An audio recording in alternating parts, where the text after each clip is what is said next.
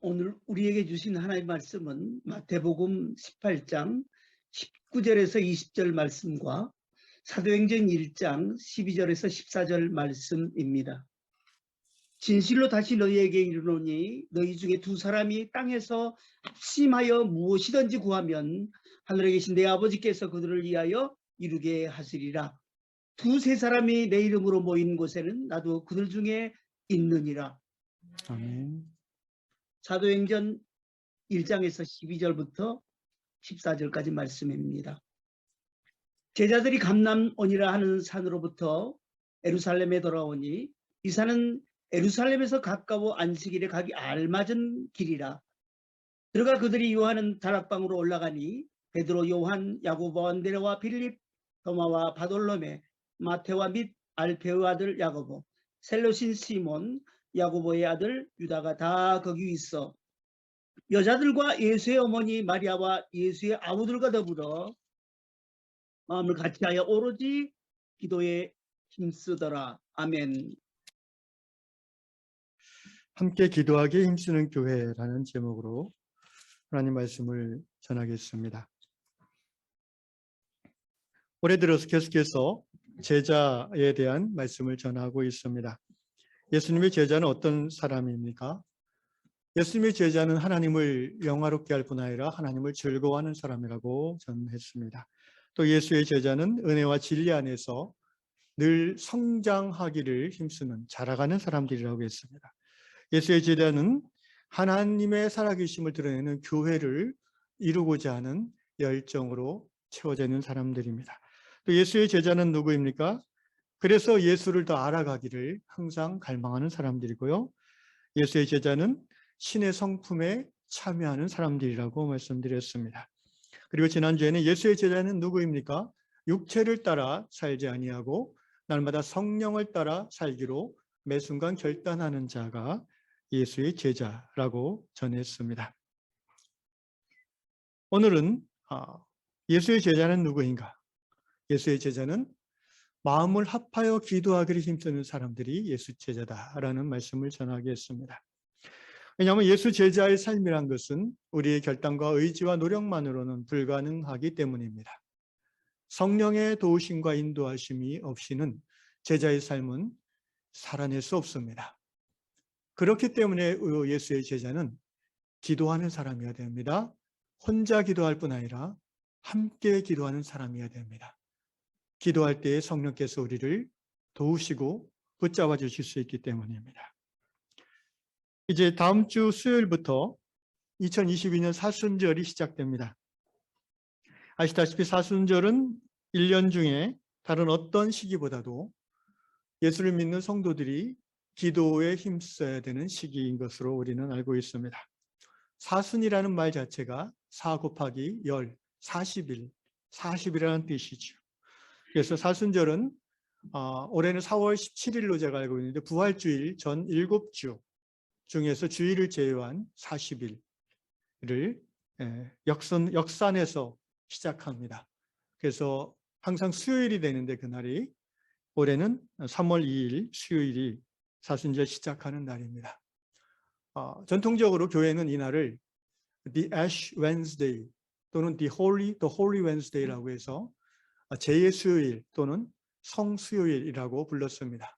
그 말은 이제 사순절 기간 중에 예수님의 십자가의 고난과 죽으심을 묵상하면서 그 시작을 회개로 시작하는 수요일이라는 것입니다. 죄를 무릅쓴다는 이 표현, the ash, 죄라는 말은 전통적으로 구약 성도들이 회개할 때 죄를 무릅쓰고 옷을 찢고 하나님 앞에서 통회했다라는 그런 의미로 죄의 수요일이라고 표현하는 것입니다. 사랑하는 요양 성도 여러분, 이 사순절 기간 중에 우리는 기도의 훈련과 또 기도의 시간에 더 집중해야 될 줄로 압니다. 우리 요양 공동체가 제자 공동체가 되기 위해서는 기도 안에서 하나 되어지지 않으면 안 됩니다. 오늘 이 말씀을 통해서 성령께서 이 자리에 있는 모든 분들에게 그리고 또 온라인으로 참석한 모든 성도들의 마음속에 요양 모든 성도들이 하나 되어 합심하여 기도하고자 하는 열망과 갈망이 크게 일어나게 하시기를 예수님의 이름으로 축원합니다. 여러분이 잘 알고 있다고 생각하는 기도에 대한 이야기를 잠시 먼저 좀 나누고 싶습니다. 기도는 무엇일까요? 전통적인 기독교 2000년 역사 속에서 로마 카톨릭 교회와 개신교의 기도에 대한 정의는 대체로 이런 내용입니다. 기도란 사람의 마음과 정신을 하나님께 집중하는 것이다. 주로 이제 로마 카톨릭 교회에서 크게 정의하는 기도의 내용입니다. 또 켈빈을 비롯한 개신교 신학자들은 그런 그 하나님을 향하는 그 마음과 정신이라는 것에 동의하면서 좀 더 구체적으로 이렇게 표현합니다. 기도는 하나님과의 대화이다. 그리고 하나님의 말씀을 듣는 것이다. 우리가 익히 알고 있는 기도의 정의와 관련해서 뭔가 이 말씀이 여러분에게 새롭게 느껴지리라고 생각합니다. 왜냐하면 우리는 보통 기도하면 하나님께 우리가 뭔가 원하는 것을 청하는 것이라고만 생각하기 때문입니다. 그것은 기도의 아주 작은 부분에 불과하다는 것을 이 시간에 여러분이 깨달으면 좋겠습니다. 저는 이렇게 정의하고 싶어요. 기도는 무엇인가? 기도는 나를 구원하신 그 주님, 그 하나님과의 소통이라고 저는 정의하고 싶어요.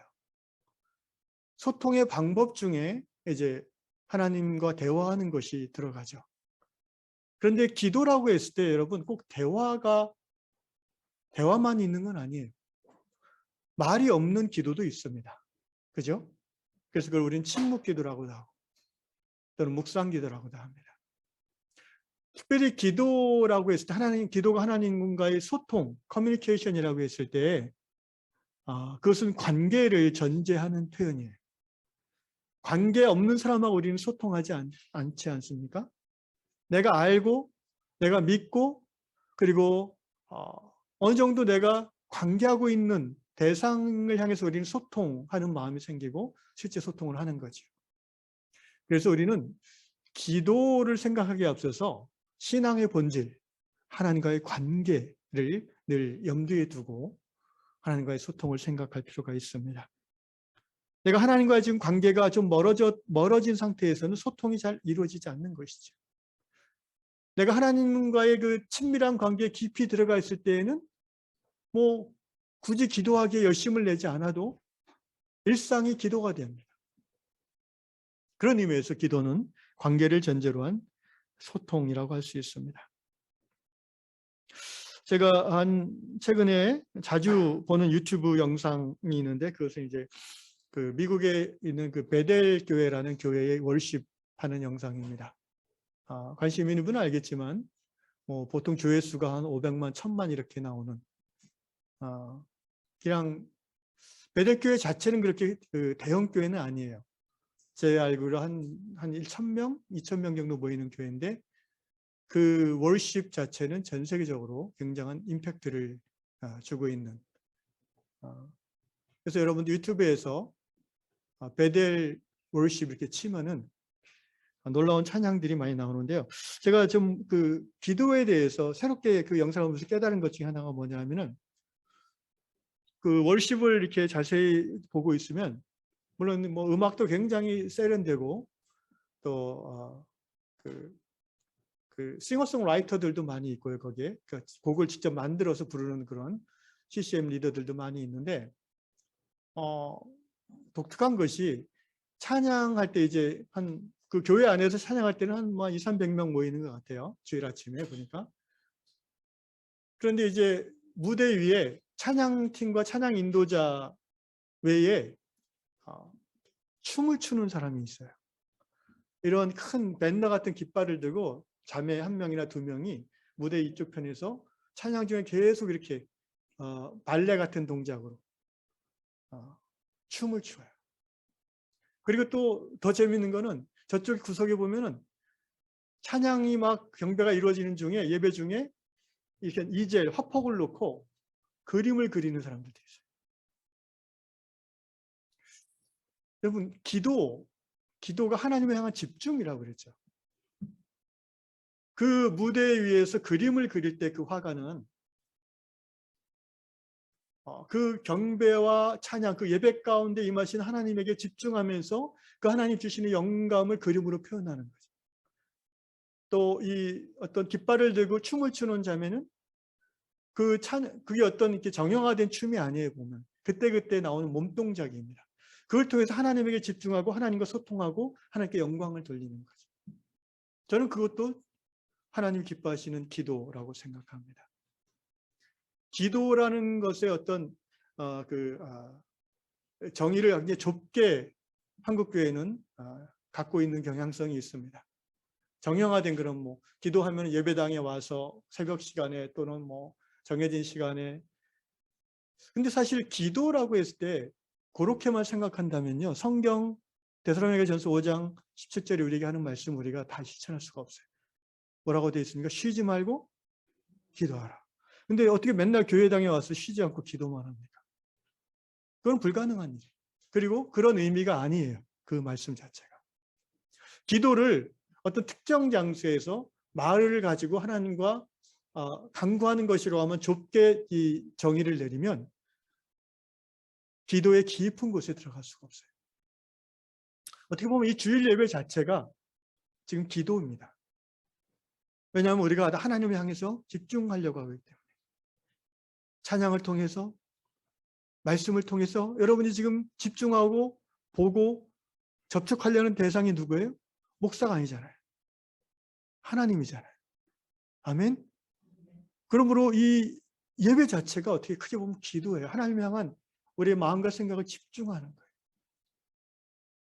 그런 의미에서 쉬지 말고 기도하라는 말은 일상 속에서 늘 하나님을 의식하는 연습을 하라는 거예요.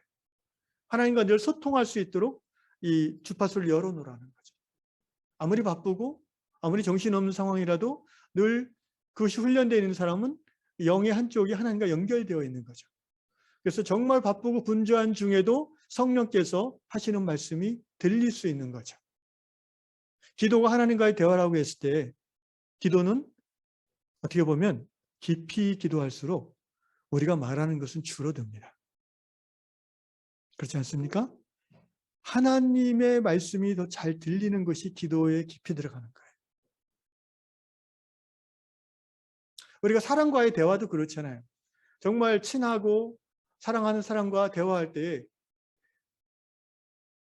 내 얘기만 계속하면은 사실 상대방은 재미없죠. 물론 그분이 우리가 비교할 수 없는 넓은 마음과 또 큰 사랑을 갖고 계신 분이기 때문에 늘 우리가 그렇게 기도해도 다 받아주시고 그것조차 예뻐해 주시는 하나님이신 것을 우리가 알지만 좀 더 우리가 하나님의 입장에서 한번 생각해 보면 감히 때로는 우리가 한 20-30분 기도한 다음에는 하나님이 내게 뭐라고 하시는지를 좀 듣는 마지막 기도의 클로징 마무리를 그분의 나를 향한 계획과 뜻과 음성을 듣는 것으로 마무리하는 그런 기도의 연습이 우리에게 좀 갖춰지면 좋겠습니다. 그래야 소통이 더 깊어질 수 있어요.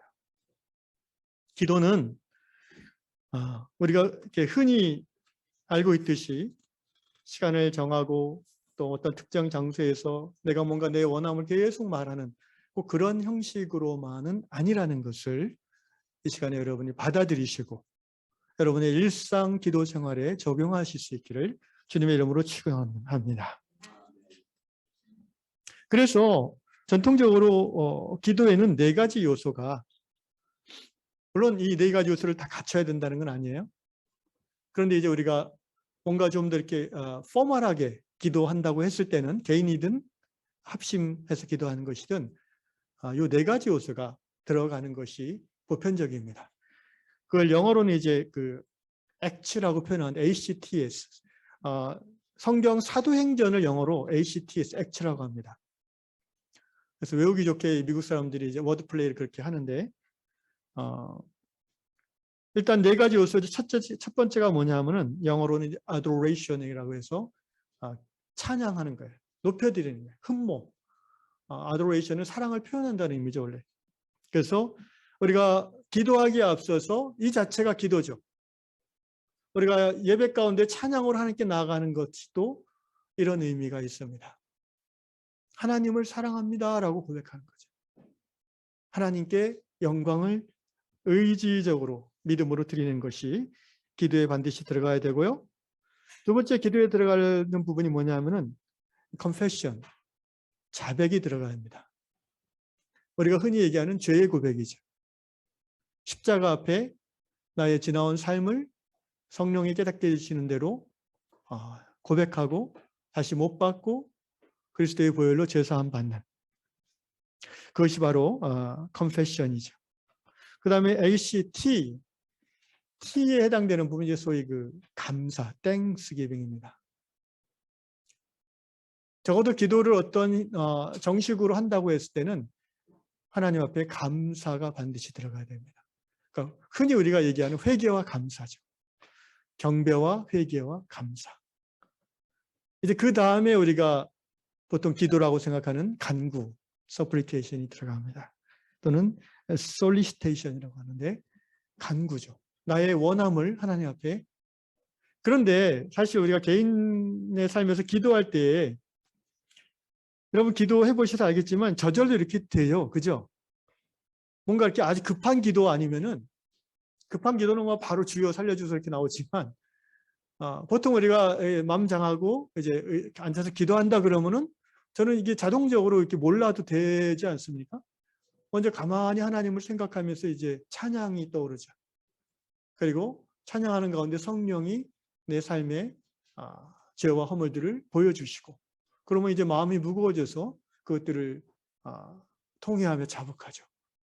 그리고 나면은 예수의 보혈로 씻겨지고 새로워진 상태에서 하나님이 내게 주신 좋으신 것들이 이제 생각이 나는 거죠. 그래서 감사를 드리고요. 그 다음에 이제 개인적인 간구든 또 공동체를 위한 중보든 가족을 위한 기도든 이런 것들을 기도하게 되는 것입니다. 보통 한 이렇게 기도할 때 한 15분, 뭐 조금 길어지면 30분 이렇게 갈 때도 있지만 어쨌든 이 모든 네 가지 형식이 이런 걸 가르치는 이유는 뭐냐면은 기도가 하나님을 향한 집중이라는 거예요. 하나님과의 소통이라는 거예요. 그래서 이제 하나님의 음성이 때로는 회개 중에 들려오기도 하고요. 그죠? 성령께서 깨닫게 해주시는 것을 다른 말하면 그분이 내게 말씀하시는 거잖아요. 그게 기도의 요소에 반드시 들어가는 거죠. 또 감사하는 부분에서도요. 뭐 내가 써놓고 감사하는 거 아니지 않습니까? 개인 기도하는데. 문득문득 떠올려 주시는 거예요. 여러분 그게 하나님이 내게 말씀해 주시는 거예요. 우리는 영이 거듭난 성도이기 때문에 영이신 하나님과 채널이 열려 있어요. 항상. 아멘? 그거를 인식하셔야 돼요. 이 채널은 닫히지 않아요. 내가 의식하지 못할 뿐이지.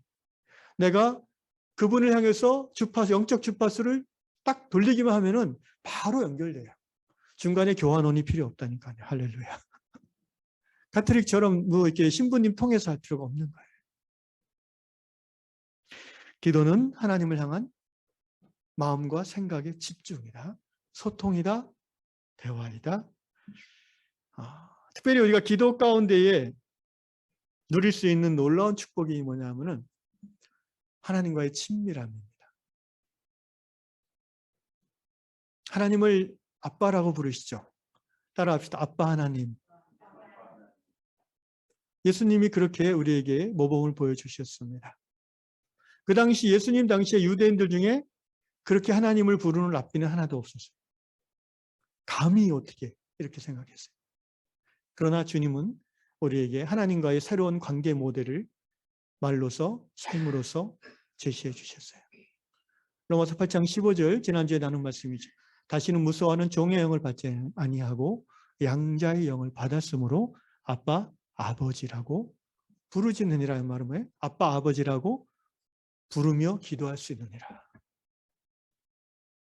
여러분의 개인의 삶에서 이 사순절 기간 중에 하나님을 향한 집중과 소통 속에서 그분이 나를 얼마나 예뻐하시는지. 아멘. 늘 항상 하나님 앞에 기도하려 치면 뭔가 끄적지근합니까? 나 같은 아들, 나 같은 딸은 안 예뻐하실 것 같아요. 그게 여러분 사단의 속임수인 것을 아셔야 돼요. 하나님이 여러분을 미워하게 할 만한 큰 죄는 없어요. 회개할 수 없는 죄는 없어요. 예수의 십자가 보혈이 해결 못할 죄는 없어요. 할렐루야. 마귀가 내 마음에 그런 느낌을 심어주는 거죠. 야, 너 같은 애가 무슨 이렇게 열등감을 부추기고 죄책감을 일으키고. 여러분, 죄와 죄책감은 전혀 다른 거라는 것을 깨달으셔야 돼요. The sense of guilty.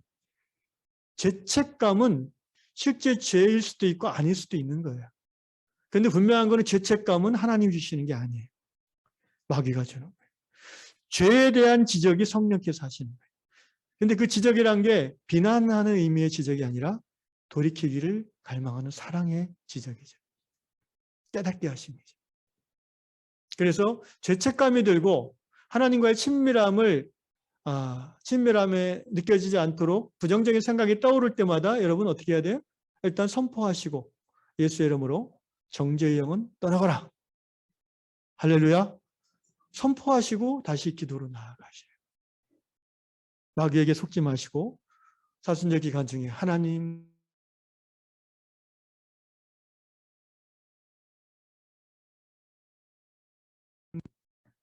오늘 본문에 이 말씀 예수께서 하셨어요. 마태복음 18장 18절 19절 진실로 다시 너에게 이르노니 너희 중에 두 사람이 땅에서 합심하여 무엇이든지 구하면 합심하여 여기서 이제 합심기도라는 용어가 나옵니다. 예, 헬라어 원어에서는 이제 쉼포네오라는 단어를 써요. 쉼포네오라는 말은 이게 앞에 이 쉼이라는 헬라어가 이제 일치라는 의미예요. 보통 하나됨, 일치. 그래서 쉼포네오라는 말은 이제 to be in harmony, 조화를 이루는 상태 또는 generally to agree, 일반적으로 이렇게 다 같이 동의하는 그게 이제 합심이라는 말이에요. 여기서 나온 헬라어 단어, 이 쉼포네에서 나온 아주 쉬운 영어 단어가 뭐가 있죠? 심포니라는 말이 여기서 나온 단어입니다. 심포니. 교향악이라고, 교향곡이라고 보통 그러죠. 여러분 교향악단 보세요. 악기가 수십 개잖아요. 바이올린도 뭐 제1 바이올린, 제2 바이올린 뭐 여러 개가 있잖아요. 그게 그 수십 개의 그 연주자들이 수십 개의 악기로 연주하는데 각각 다른 소리를 내나요? 아니에요. 지휘자와 악보와 지휘자를 따라서 합심, 하나된 소리를 내요. 하나된 마음으로 소리를 내요. 그게 합심 기도예요. 각자가 기도의 스타일도 다를 수도 있고 교단도 다르고 그죠? 또 믿음의 형태도 다를 수 있어요. 그런데 적어도 우리가 합심 기도한다고 했을 때는요. 자기의 다름을 다 내려놓고 공유하는 그 주제에 대해서 동의하고 한 마음으로 기도하는 거예요. 이게 합심이라는 그 한자어 말도 재밌어요. 보니까 합이라는 말이 사람 인자에다 날일자에다 입구자잖아요. 그 옆에 마음심자.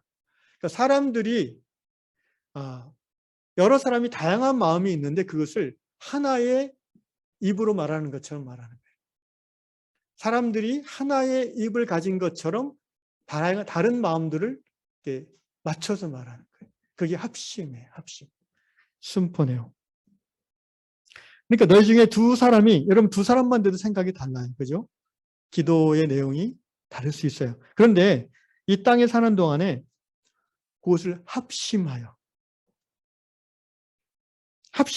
그 다음에 무엇이든지 이 무엇이든지라는 말은 그 성경 전체와 또 여기 마태복음 18장과 또 요한복음의 내용을 통해서 우리가 생각해 보면 무엇이든지라는 말은 하나님의 나라와 의를 위하는 내용은 무엇이든지 또는 하나님의 영광을 드러내고자 하는 어떤 것이든지라는 의미로 볼 수가 있습니다. 무엇이든지 구하면 하나님 하늘에 계신 내 아버지, 너희 아버지죠. 우리 아버지죠. 그래서 그들을 위하여 이루게 하시리라 약속하셨습니다. 여러분 그래서 합심 기도를 할 때에는요. 인도하는 사람이 좀 조심할 것이 있어요. 뭐냐면은 예민한 이슈들이 있어요. 예를 들면 요새 이제 선거 때인데 뭐 아무개를 뽑도록 우리가 기도합시다. 여러분 이렇게 기도 제목을 제시하는 건 굉장히 조심해야 돼요. 왜냐하면 아무리 교인이 적어도 생각이 다 다르고, 그죠? 그래서 그런 기도 제목은 웬만하면 안 하는 게 좋아요. 왜냐하면 마음이 합해지지 않잖아요. 뭐 동의하는 사람은 막 아이고 우리 목사님이 너무 좋네 하면서 막 기도하겠지만, 또 반대하는 사람은 어때요? 우리 목사님 왜 저러시나 이러면서 또 삐질 거 아니에요. 그러니까 그런 예민한 이슈들에 대해서는 가능하면 합심기도의 제목으로 내놓지는 않는 게 좋아요. 그런 정도의 하나됨을 유지할 수 있는 교회라면 너무나 좋겠죠. 사실은 그게 꼭 기도 못할 주제는 아니거든요. 우리 교회가 하나됨의 정도가 약하기 때문에 그걸 못하는 거예요. 성경 말씀과 하나님 나라 가치관에 비추어서 어떤 후보를 선택하고 합심해서 기도할 수 있어요. 그런데 그 정도가 되려면 굉장히 교회 공동체가 성숙해야 돼요. 훈련이 많이 된 공동체여야 돼요. 아니면은 아주 나쁜 교회여야 돼요. 어떤 의미에서 나쁜 교회냐면은 아주 그 목사님이 막 그 카리스마가 엄청나고, 목사님의 뜻에 반대되는 뜻을 가진 성도들은 배견할 수 없는 교회. 그래서 뭐 한마디 틀린 얘기하면은 나가세요. 뭐 이런 교회. 옛날에 그런 목사님들이 꽤 있었어요. 카리스마 있는 소위. 요새는 모르겠습니다만. 근데 그게 그렇게 성숙한 건 아니에요. 그죠? 그래서 그런데 여러분 우리가 나라와 민족을 위해서 기도해야 될 사명이 있는 교회인데, 그렇다면 대통령 선거를 며칠 앞두고 우리가 그걸 기도 안 할 수도 없잖아요. 그래서 기도 인도할 때 성경의 내용을 기준으로 해서 어떤 이름을 얘기하기보다는 성경의 가치와 하나님 나라를 이 땅에 이루어낼 수 있는 그런 공약이나 또 그런 사람을 위해서 기도합시다. 이렇게 그런 사람이 되도록 기도합시다. 할렐루야. 그렇게 기도 제목을 제시한다면은 서로 지지하는 후보가 다르다 할지라도 각자가 이 사람이라고 생각하고 기도하면 되잖아요. 쉽지 않습니다. 그럼에도 불구하고 우리가 사순절 기간 중에 이제 한 주 정도는 대통령 선거를 위해서 기도해야 될 거라고 생각을 합니다. 자, 우리 본문에서 예수께서 또 한 가지 우리에게 가르쳐 주시는 것은 뭐냐면은 합심 기도가 응답받으려면 어떻게 해야 되는가를 가르쳐 주고 계세요. 여기 보면 18절 진실로 다시 너에게 이르노니 너희 중에 두 사람이 땅에서 합심하여 무엇이니 구하면 하늘에 계신 내 아버지께서 그들을 위하여 이루게 하시리라. 근데 19절에 전제가 있어요. 두세 사람이 내 이름으로 모인 곳에는 나도 그들 중에 있느니라 말씀하셨어요. 내 이름으로라는 표현은 원어적으로 보면 내 이름을 위하여라는 의미로 해석돼요. 그러니까 합심기도의 주제나 내용이 예수의 이름을 위하여, 예수를 위하여, 하나님을 위하여, 하나님의 영광을 위하여 하는 기도일 때에 아까 말씀드렸죠. 무엇이든지라는 의미가 그런 의미라고요. 그런 기도는 100% 응답되는 거예요. 아멘. 100% 응답됩니다. 응답의 시기와 응답의 방식은 우리의 발행과 다를 수가 있으나 적어도 주님께서 우리에게 약속하시는 것은 예수의 이름을 위하여, 하나님의 영광을 위하여 너희 성도들이 한 마음으로 기도하면 100% 응답하시겠다는 거예요.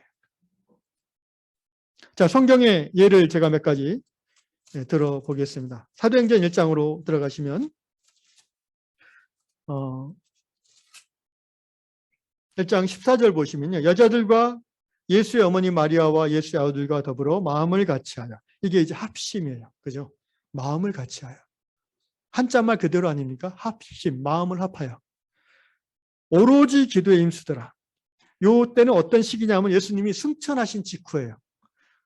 부활하시고 40일 동안 제자들과 함께 하나님 나라 일을 가르치신 후에 감람산에서 구름 타고 승천하셨어요. 그걸 직접 500명 정도의 성도들이 제자들이 봤어요. 그 중에 약 120명이 예수님의 마지막 말씀을 기억하고 그것을 위해서 기도하기로 결정하고 날마다 모이는 거예요. 그 첫날입니다.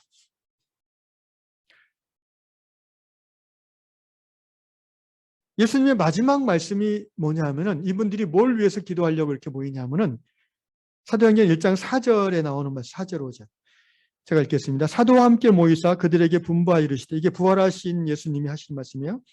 예루살렘을 떠나지 말고 내게서 들은 바 아버지께서 약속하신 것을 기다리라. 자, 이전에 예수께서 이미 얘기하셨어요, 뭔가를. 근데 그것이 아버지께서 약속하신 것이래요. 그러면서 그 내용을 다시 이렇게 5절, 1장 5절에 설명하십니다. 요한은 물로 세례를 베풀었으나 너희는 몇 날이 못되어 성령으로 세례를 받으리라 하셨느니라. 지금 예수님을 따르는 이 120명의 예루살렘 창립 멤버들이 마음을 같이하여 오로지 기도하는 그 기도의 제목이 뭐냐면은 예수님의 약속하신 것을 주옵소서, 성령으로 세례 주옵소서라는 기도였어요. 이게 예수님께서 언제 약속하신 거냐면 누가복음 24장에 나와요. 24장 49절에 보면 내가 내 아버지께서 약속하신 것을, 이것도 승천 직전에 하시는 말씀인데, 내 아버지께서 약속하신 것을 너에게 보내리니 너희는 위로부터 능력으로 입혀질 때까지 이 성에 머물라. 그러니까 누가복음에서는 예수님이 약속하신 내용이 뭐냐면은 위로부터 능력을 입힘 받는 거예요. 능력을 수동태로 표현한 건데 위로부터 능력이 마치 옷이 입혀지듯이 샥 입혀지는 거예요. 그거를 사도행전에서 누가는 또 누가복음 사도행전은 원래 한 권의 책인 걸 아시죠? 이게 한 권이에요 원래. 근데 그걸 나눈 겁니다. 그래서 누가복음 24장과 사도행전 1장은 같은 장면, 승천 장면으로 연결이 돼요. 누가복음 사도행전 1장에서는 위로부터 능력을 입힌다는 것을 예수께서 성령으로 세례를 받는다라고 표현하셨어요. 자, 예수님의 그 약속의 말씀을 붙잡고 이 120여 명의 성도들은 마음을 같이하여 한 마음으로 오로지 다른 것 다 내려놓고, 오로지란 말은 그런 의미예요. 다른 것 다 내려놓고 그것을 위해서 기도하고 있어요. 며칠이나 그렇게 기도했냐면 이분들이 열흘을 기도했어요. 열흘. 왜냐하면 승천하신 후에 이제 10일째가 오순절이니까. 그래서 2장 1절에 보면 오순절 날이 이미 이름에 이렇게 말씀이 나오고요. 그 응답이 확실하게 주어집니다. 바로 초대 예루살렘 교회에 성령 강림하시는 것으로 이 기도의 응답이 이루어지는 것을 우리는 확인할 수 있습니다. 사랑하는 위양의 성도 여러분, 사순절 기간 우리 위양 모든 성도들이 7번의 앞으로 기도회를 수요 예배를 통해서 할 텐데 성령 받기를 기도합시다. 위로부터 임하는 능력을 받아 땅끝까지 복음을 전하는 위양 공동체 될 수 있기를 주의 이름으로 축원합니다. 또 예루살렘 교회가 합심하여 기도함으로 응답받은 내용들이 사도행전에 많이 나와요. 제가 시간 없어서 다 얘기 안 하지만 사도행전 2장에 보니까 그들이 사도의 가르침을 받아 서로 교제하고 떡을 떼며 오로지 기도하기를 힘쓰니라. 오로지라는 말은 이 프라이어리티, 우선순위를 여기다 두고 한다는 말이에요.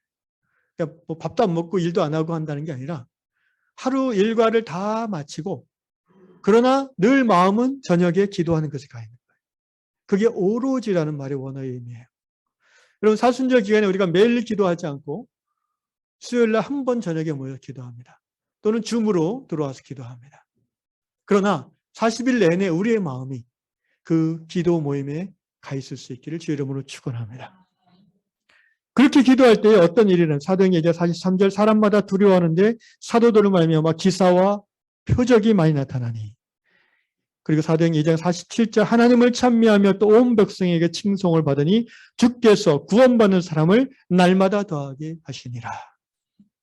우리가 사순절 오로지 기도에 힘쓸 때에 부활주일 지나서 하나님께서 구원받을 백성을 우리 위안공동체에 보내주실지 안 보내주실지 여러분 우리가 믿음으로 실험해 보십시다. 할렐루야. 믿음은 열매를 맺는 것입니다.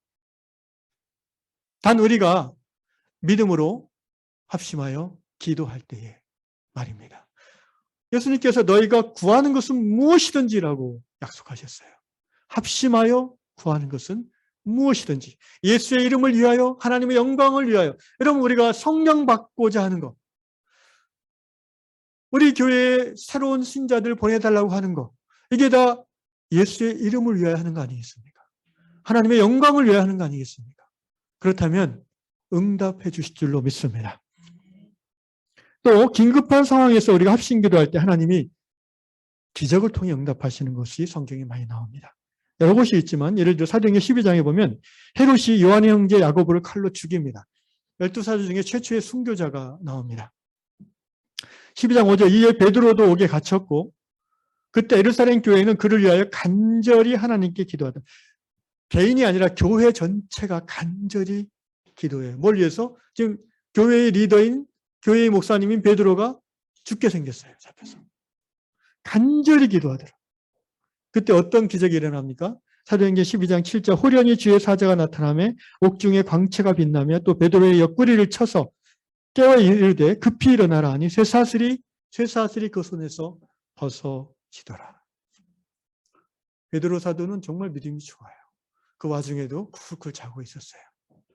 그래서 천사가 옆구리를 쳐서 깨웠어요. 그리고 간수들의 눈을 다 가리우고 안 보이게 하고 문이 저절로 열리면서 감옥을 나와서 교회로 찾아오는 장면이 사도행전 12장에 나옵니다. 사랑하는 성도 여러분, 우리가 사순절 기간에 긴급하게 합심하여 간구할 일이 무엇이 있겠습니까? 그래서 이제 오늘 이제 주보에 제가 제목을 내놨지만 기도에 참석하기 전에 여러분이 기도 제목을 카톡에 올려주시기를 제가 부탁을 드려놨습니다. 제가 생각하는 긴급한 기도, 인도자가 생각하는 긴급한 기도 제목이 있겠지만 또 성도분들이 생각하는 긴급한 기도 제목이 있지 않습니까? 개인적으로, 교회적으로 또는 나라와 민족을 생각하면서 우리가 이런 것들을 다 합해서 하나님 앞에 합심하여 간구할 때에 초자연적인 하나님의 응답하심이 우리에게 주어질 줄로 믿습니다. 40일은 성경에 보면 특별한 시간입니다, 여러분. 40일은 그냥 주어지는 시간이 아니에요.